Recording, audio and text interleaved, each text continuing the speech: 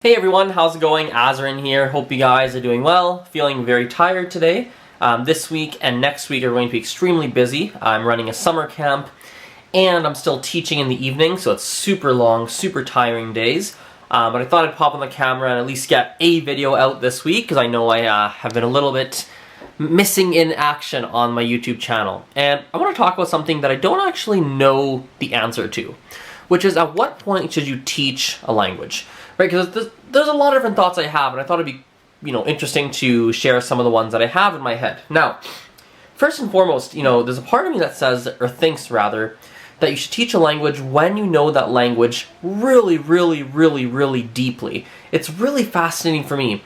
As I've met people who teach French or Spanish or different languages, right, I've noticed that often they don't necessarily have an extreme depth in that language. Yes, maybe they speak, quite well conversationally. Yes, they know their grammar. Yes, blah, blah, blah, blah, blah, blah.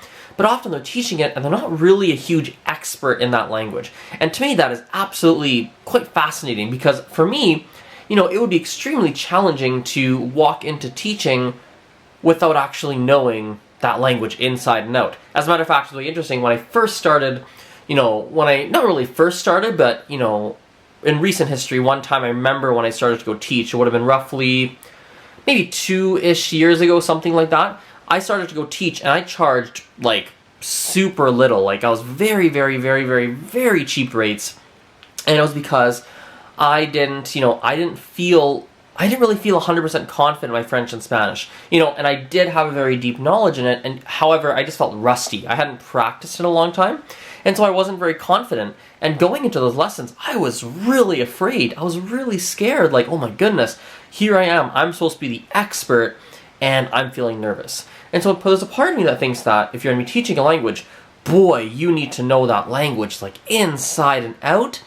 And not only that, not only do you need to know it really well, I do think you need to have some sort of knowledge about how to actually communicate that and transfer that knowledge from your brain into a student's brain. And how do you actually break that down for someone? Now, that being said, there's another part of me that wonders as well, is that really necessary? Right? A lot of people, I know people who've gone to learn a language and they don't necessarily have the greatest of teachers, and yet they're still able to learn very well because your language teacher might be, they might not be perfect in the language, they might not be overly advanced, but they're better than you. They're many steps ahead of you, and so you're still able to learn from that individual.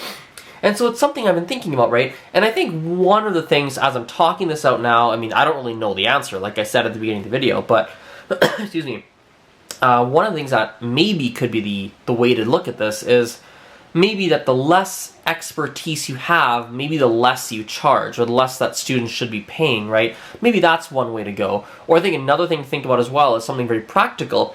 I think a lot of people, I'll give an example, a friend of mine recently, would have been roughly 3 weeks ago, he called me and said, AZREN, I put on my resume that I speak French, or that I went to a French immersion school, and all of a sudden they called me because they're looking for bilingual people.